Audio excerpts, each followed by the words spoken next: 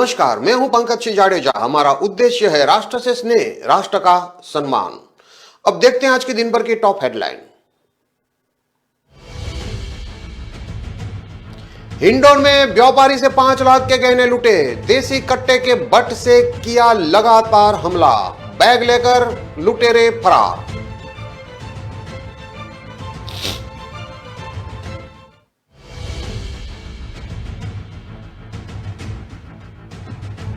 दोस्त की ब्लैकमेलिंग से तंग आकर कुल्हाड़ी से काटा, जिस फोन में थी आपत्तिजनक फोटो उसे नहर में फेंका। अब तक 4.5 लाख रुपए ऐंठे।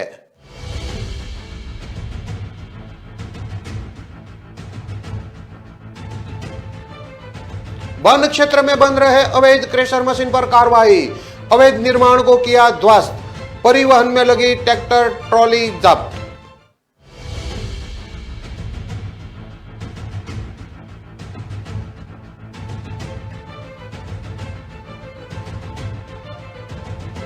मंदिर में चोरी करने वाले 3 आरोपी गिरफ्तार, सामान खरीदने वाले ज्वेलर्स को भी दबोचा, पित्तल के कलश बरामद।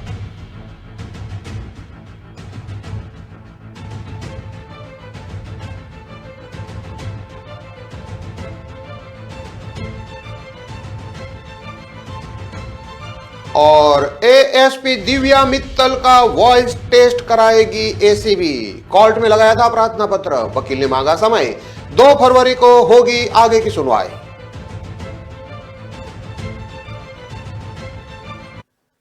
अब देखते हैं खबरें विस्तार से। हिंडौन नई मंडी थाना क्षेत्र के कैलाश नगर के पास बुधवार देर शाम को अज्ञात बदमाशों ने एक सोने चांदी के व्यापारी पर देसी कट्टे की बट से हमला कर दिया। उसके कब्जे से 5 लाख की कीमत के सोने के चांदी के आभूषण से भरा बैग लूटकर फरार हो गए। घटना के बाद परिजन घायल को उपचार के लिए जिला अस्पताल लेकर पहुंचे। इधर घटना की सूचना मिलने के बाद डीएसपी किशोरी लाल, नई मंडी थाना प्रभारी ब्रुजेश सिंह जाप्ते के साथ जिला अस्पताल पहुंचकर पूरे हकीकत की जानकारी ली। जानकारी के अनुसार घायल हिंडौन के कोतवाली थाना क्षेत्र स्थित ब्यानिया पाड़ा निवासी नरेंद्र ओम प्रकाश सोनी है। घायल ने पुलिस को दिए बयान में बताया कि टोडा भीम क्षेत्र के लपावती गांव में उसकी सोने चांदी की दुकान है। ग्राहक के ऑर्डर पर उसने 5 लाख की कीमत के आभूषणों में सोने के पेंडल, मंगलसूत्र, बालिया, तोड़िया, पायजेब, अंगूठी आदि तैयार की थी। आभूषणों को बैग में रखकर वो ग्राहकों को पहुंचाने के लिए हिंडौन की ओर आ रहा था। इसी दौरान कैलाश नगर के पास पीछे से बाइक पर सवार 3 बदमाशों ने उसे रोकने की कोशिश की, लेकिन व्यापारी ने अपनी बाइक नहीं रोकी, जिसके बाद बाइक सवार एक बदमाश ने उसके सिर पर देसी कट्टे के बट से लगातार कई बार हमला किया, जिसमें वह काफी गंभीर रूप से घायल हो गए।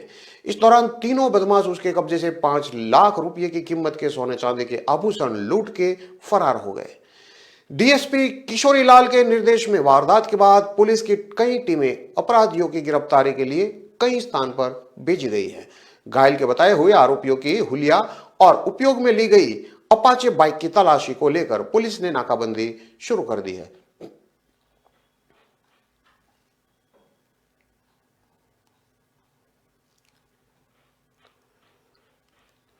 सोने चांदी के व्यापारी ने बताया कि कैलाश नगर के पास पीछे से बाइक पर सवार 3 बदमाशों ने उसे रोकने की कोशिश की थी, लेकिन व्यापारी ने अपनी बाइक नहीं रोकी, जिसके बाद बाइक सवार एक बदमाश ने उसके सिर पर देसी कट्टे के बट से लगातार कई बार हमले किए, जिसमें वह काफी गंभीर रूप से घायल हो गए।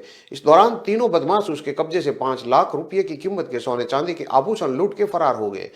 डीएसपी किशोरी लाल के निर्देश में वारदात के बाद पुलिस की कई टीमें आरोपियों की गिरफ्तारी के लिए कई स्थानों पर भेजी गई है। घायल के बताए हुए आरोपियों की हुलिया और उपयोग में ली गई अपाचे बाइक की तलाशी को लेकर पुलिस ने नाकाबंदी शुरू कर दी है।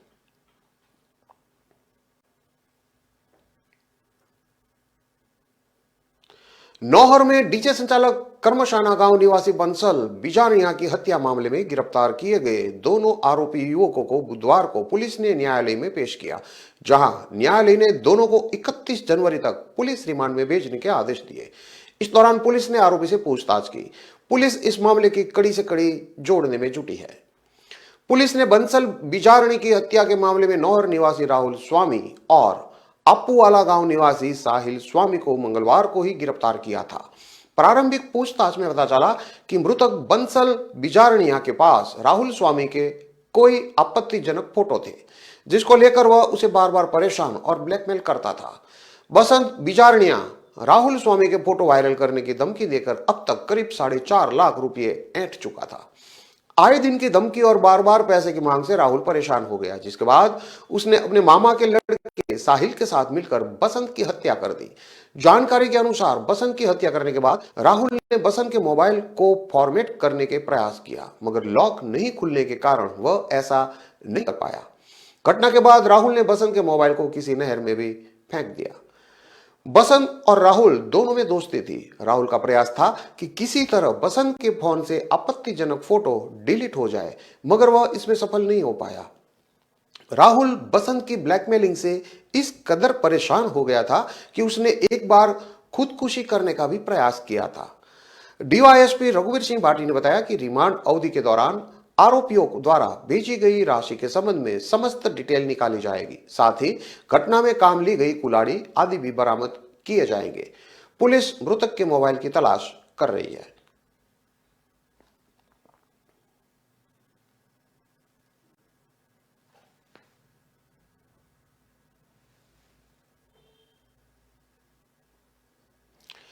करौली वन क्षेत्र में हो रहे क्रेशर मशीन के अवैध निर्माण और अवैध खनन के खिलाफ वन विभाग ने कार्रवाई की है। इस दौरान वन विभाग ने खनिज पदार्थों का अवैध परिवहन करने पर एक ट्रैक्टर ट्रॉली को जब्त किया है।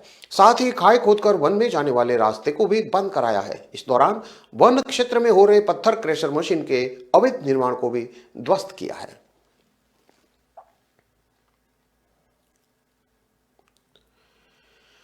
करौली उप वन संरक्षण सुरेश मिश्रा ने बताया कि वन क्षेत्र गेरई रेंज सपोट्रा में गश्त के दौरान अवैध खनिज पदार्थों के परिवहन में लगे एक ट्रैक्टर ट्रॉली को जब्त किया है। बुधवार को गेरई वन क्षेत्र में जाने वाले रास्तों को वन विभाग की टीम द्वारा जेसीबी मशीन से खाई खोद कर बंद कराया है। इस दौरान वन भूमि पर गिट्टी क्रेशर मशीन के इंस्टॉलेशन का काम किया जा रहा था। अवैध क्रेशर निर्माण को भी विभाग की टीम ने जेसीबी मशीन की मदद से ध्वस्त किया है। उप वन संरक्षण ने बताया कि आरोपियों के खिलाफ वन अधिनियम में क्षेत्र में अवैध निर्माण और अवैध खनन के खिलाफ 2 अलग अलग एफआईआर दर्ज की गई है।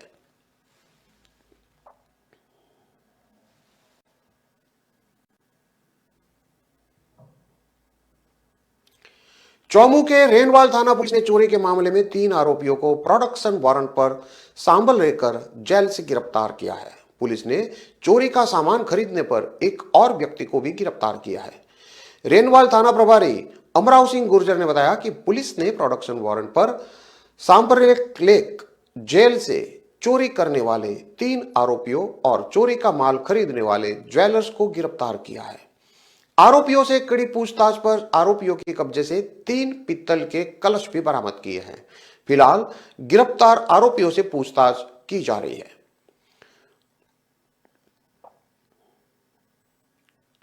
पुलिस ने मामले में श्रवण कुमार लच्छूराम मीणा निवासी जीण माता के पास जिला सिक्कर, बनवारीलाल नारायणलाल मीणा निवासी श्यामगढ़ थाना रानोली सिक्कर, शरीफ मोहम्मद लाल मोहम्मद निवासी नया बाजार पिसागन जिला अजमेर को प्रोडक्शन वारंट पर गिरफ्तार किया है।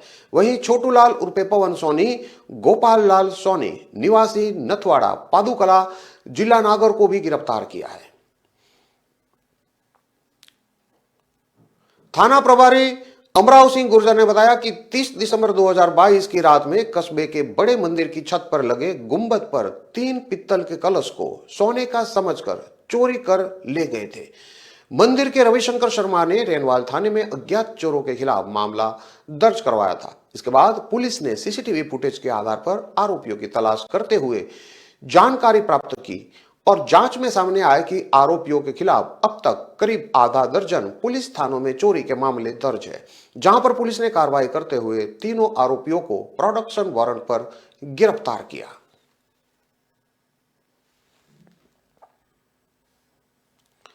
दो करोड़ रिश्वत मांगने के मामले में गिरफ्तार आरोपी एडिशनल एसपी दिव्या मित्तल को बुधवार को कोर्ट में पेश किया गया। वॉइस सैंपल टेस्ट के लिए एसीबी ने 20 जनवरी को कोर्ट में एप्लीकेशन लगाई थी। इस पर आज सुनवाई थी। कोर्ट में दिव्या के वकील प्रीतम सिंह सोनी ने समय मांगा। अब सुनवाई 2 फरवरी को होगी। बचाव पक्ष के अधिवक्ता प्रीतम सोनी ने बताया कि रिश्वत मामले में जो एसीबी ने वॉइस रिकॉर्ड की है, उस वॉइस रिकॉर्ड की मिलान के लिए कोर्ट में प्रार्थना पत्र लगाया। इस प्रार्थना पत्र पर सुनवाई होनी थी। इसके लिए दिव्या को पेश किया गया। फाइल का अवलोकन करने के लिए समय मांगा गया। कोर्ट ने 2 फरवरी की तारीख दी है। गौरतलब है कि दिव्या मित्तल 3 फरवरी तक जेल में बंद है।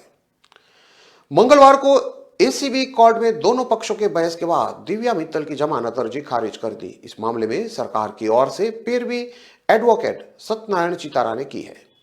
दिव्या ने सरकारी गाड़ी के ड्राइवर बहादुर की निशानदेही पर रिमांड के दौरान आना सागर के रामप्रसाद घाट इलाके में झील में सर्च किया गया।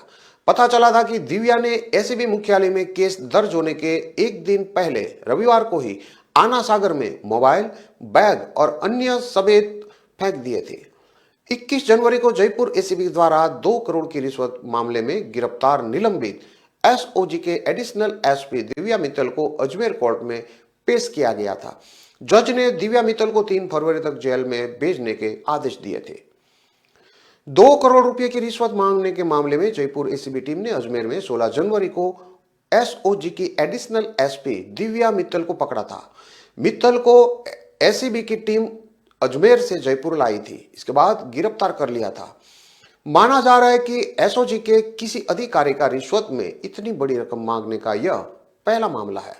इतनी बड़ी अधिकारी को ट्रैप करना भी आसान नहीं था। दिव्या ने मादक पदार्थ तस्करी के मामले में हरिद्वार की फार्मा कंपनी के मालिक को गिरफ्तार नहीं करने की एवज में बर्खास्त पुलिसकर्मी सुमित कुमार के माध्यम से यह घूस मांगी थी।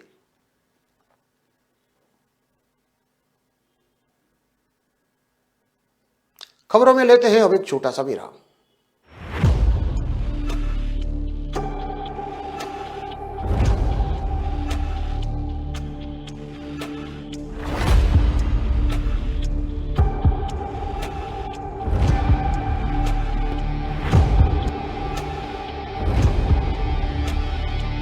कितनी देर से ढूंढ रहा हूँ, पता नहीं कहाँ मिलेगी इलेक्ट्रिकल्स की दुकान।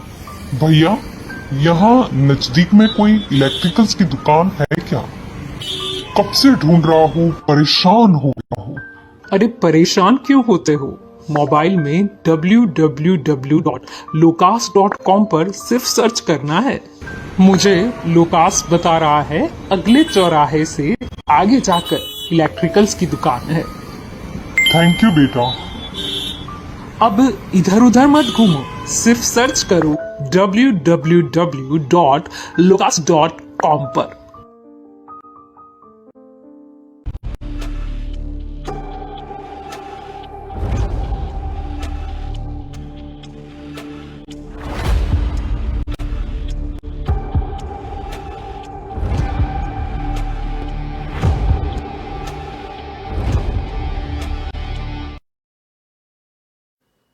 विराम के बाद एक बार फिर से आपका स्वागत है। अब देखते हैं आगे की और खबरें। प्रदेश के जिला सैटेलाइट और उप जिला अस्पतालों में कैंसर के असहनीय दर्द को झेल रहे मरीज को 7 दिन तक 10 मिलीग्राम की मॉर्फिन की टैबलेट मिलेगी। अस्पतालों में आने वाले मरीजों को दी जाने वाली दवाओं का रिकॉर्ड मेंटेन करना अनिवार्य होगा। मरीजों को मिलने वाली 3 पर्ची में एक मरीज, एक दवा देने वाले के पास और तीसरी पर्ची डॉक्टर के पास रहेगी।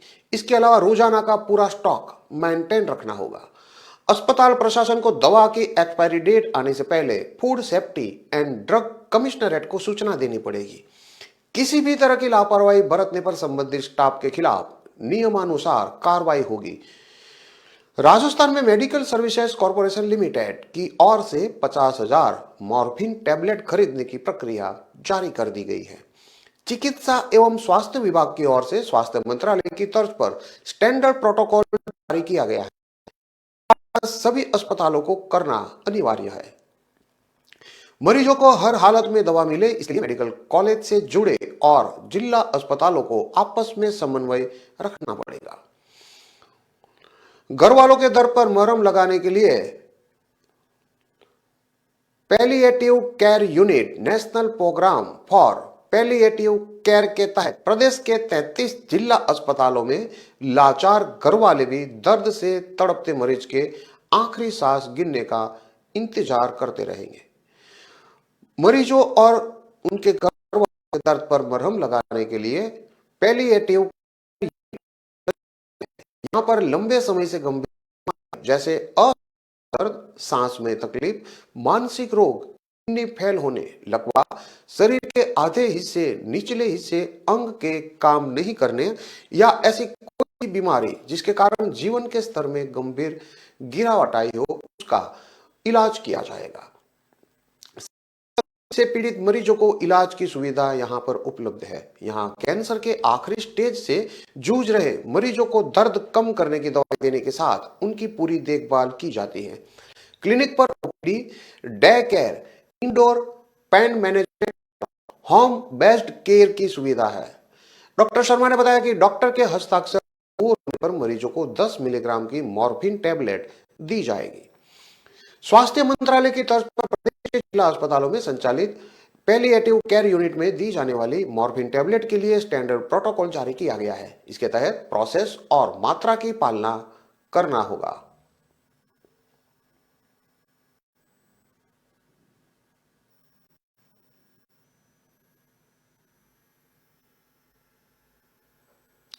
जोधपुर में डालीबाई सर्किल गंगाना की सड़क पर बहुत सारे अच्छे रेस्टोरेंट और मैरिज गार्डन हैं, लेकिन इनके ठीक सामने एक कच्चा रास्ता आपको अलग ही दुनिया में ले जाता है।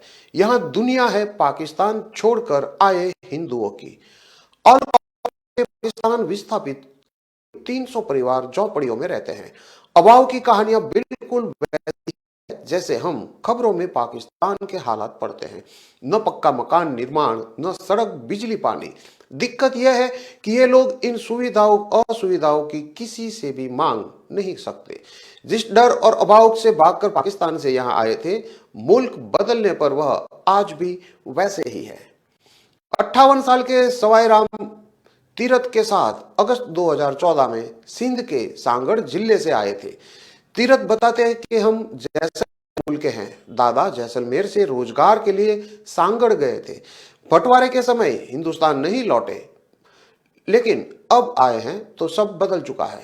हिंदुस्तान में रहकर भी अपने पुरखों के गांव नहीं जा सकते हैं। ये सोचकर आए थे कि भारत हिंदुओं का देश है, यहां मदद होगी, लेकिन सुनवाई नहीं होती है। नागरिकता के लिए दशकों तक इंतजार करना पड़ता है। बीरबल की चिंता अलग है। 2024 में पासपोर्ट एक्सपायर हो जाएगा, इसके बाद क्या होगा? सांगड़ से ही आए हरीश बताते हैं कि हम लोग मजदूरी करके एक भाई को पढ़ा पा रहे हैं। यहाँ अभाव के सभी में है, लेकिन इन सब की फकीराराम से परिवार से खास सहानुभूति है। फकीराराम की 2016 में मृत्यु हो गई थी। उनके 17 साल के बड़े बेटे दौलत के पैरों में ऐसी तकलीफ है कि ठीक से खड़ा नहीं हो पाता। 13 साल का नीलाराम एक फैक्ट्री में मजदूरी करने जाता था, लेकिन पैर में चोट लगने के बाद काम छोड़ना पड़ा। पाकिस्तानी विस्थापितों के पुनर्वसन के लिए 25 सालों से काम कर रहे सीमांत लोक संगठन के अध्यक्ष हिंदू सिंह सोडा ने बताया कि ये लोग धार्मिक कारणों से विस्थापित होकर आए थे। केंद्र हो या राज्य सरकार, किसी ने इनके लिए कुछ भी नहीं किया। इनके लिए राज्य स्तर पर समिति भी बनी हुई है, लेकिन वह भी कोई मदद नहीं कर पाई। नागरिकता देने की रफ्तार भी बेहद धीमी है। 20 साल पहले यहां आए लोग भी आज तक कतार में हैं। मंडोर से काफी आगे कच्चे रास्तों से होकर आंगनवा की पथरीली जमीन पर बनी एक झोपड़ी में महिला लकड़ी के चूल्हे पर रोटी बना रही है। घर के मुखिया रामचंद्र मजदूरी पर जाने की तैयारी कर रहे हैं। परिजनों के साथ पाकिस्तान के मीरपुर खास से 2015 में भारत आए थे। तब से यही झोपड़ी बनाकर रह रहे। इस बस्ती में रहने वाले अधिकांश लोगों के पूर्वज गुजरात के बनासकांठा क्षेत्र के हैं। असुविधाओं की कहानी यहाँ भी वैसी ही है। इन बस्तियों में आकर एहसास होता है कि बंटवारे के बाद हिंदुस्तान के भीतर भी कितने पाकिस्तान हो गए। महंगे आटे तेल की यहाँ चर्चाएं खूब होती है। यहाँ राहत महसूस कर रहे हैं। हजार तकलीफों में रहकर भी इन लोगों को सुकून इस बात का है कि यहाँ भारत में आटा और तेल सस्ता है। पाकिस्तान से इनके पास रोज महंगाई और आटे के लिए मारामारी की खबरें और वीडियो आते रहते हैं, तो थोड़ी राहत मिलती है। पाकिस्तान के मीरपुर खास में से 2015 में भारत आए 73 साल के मीराराम कहते हैं कि जीना मुहाल हो जाता अगर अभी पाकिस्तान में रह रहे होते। 160 रुपए किलो आटा खरीदते कैसे? यहाँ तो बच्चे भी स्कूल जाते हैं तो उन्हें राशन मिल जाता है। राज्य सरकार ने इस सत्र में यहाँ एक स्कूल खोला है, लेकिन भवन नहीं है। यहाँ तीसरी कक्षा तक के 59 बच्चे पढ़ रहे हैं। छप्पर भी लोगों ने लगाए हैं। बच्चे बिना दरी के जमीन पर ही बैठकर पढ़ाई करते हैं। यहाँ पदस्थ एकमात्र शिक्षक बबूताराम कहते हैं कि पढ़ने के लिए बच्चों में गजब की ललक है, इसलिए मैंने कभी छुट्टी नहीं ली। तीसरी कक्षा में पढ़ रहे अजय ने 18 और 26 के पहाड़े सुनाए। बच्चों को सरकार ड्रेस और पोषाहार भी देती है। पाकिस्तान विस्थापियों के अल कौसर कैंप में एक झोपड़ी पर फहरा रहा धार्मिक और राष्ट्रीय ध्वज, इन लोगों ने तिरंगे को स्वीकार कर लिया, लेकिन तिरंगे के लिए ये अब तक बेगाने हैं।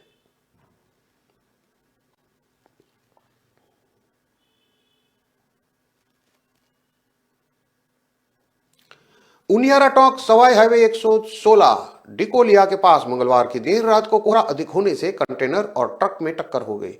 इसमें ट्रक चालक की मौत हो गई। ट्रक चालक 51 साल के ककोड़ के शिवराजपुरा मोटिस का झोपड़ा निवासी शिवपाल कानाराम मीणा है, जो जयपुर से रामगंज मंडी कोटा सामान भरने जा रहा था।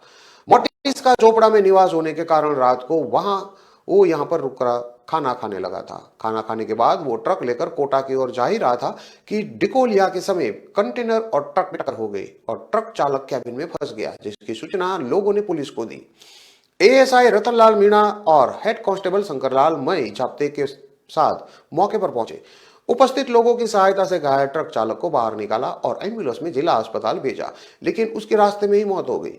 एएसआई रतनलाल मीणा ने बताया कि बीती रात को शिवपाल मीणा ट्रक को लेकर कोटा जा रहा था कि डिकोलिया के पास कोहरा के अधिक होने के कारण डिकोलिया के पास ही अचानक उनियारा की तरफ से आ रहा कंटेनर ने सामने से ट्रक को टक्कर मार दी, जिसके चलते ट्रक चालक कैबिन में फंस गया। बड़ी मुश्किल के बाद क्रेन और लोगों की सहायता से आधे घंटे में घायल चालक को निकाला, मगर घायल चालक ने रास्ते में ही दम तोड़ दिया। बुधवार को सुबह पुलिस ने पंचनामा तैयार करके शव का पोस्टमार्टम करवाकर परिजनों को सुपुर्द कर दिया है। मृतक के पुत्र दिलखुश मीणा ने कंटेनर चालक के खिलाफ उनियारा पुलिस थाने में मामला दर्ज करवाया है। पुलिस ने कंटेनर को जब्त कर लिया है। मृतक के एक पुत्र और 2 लड़कियां हैं।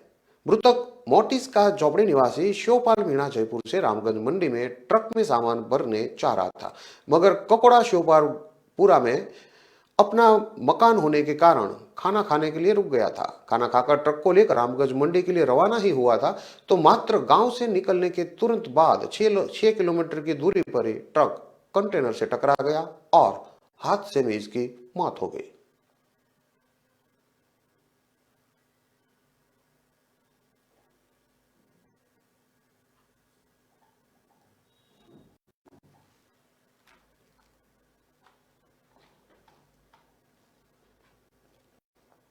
इन सभी खबरों को विस्तार से पढ़ने के लिए आप हमारे वेबसाइट का भी प्रयोग कर सकते हैं। हमारा वेब का पता है www.kalamkartevya.com। हमारी कलम ही हमारा कर्तव्य है के उद्देश्य के साथ खबरों को आप राष्ट्र प्रथम के साथ देखते रहिए। नमस्कार।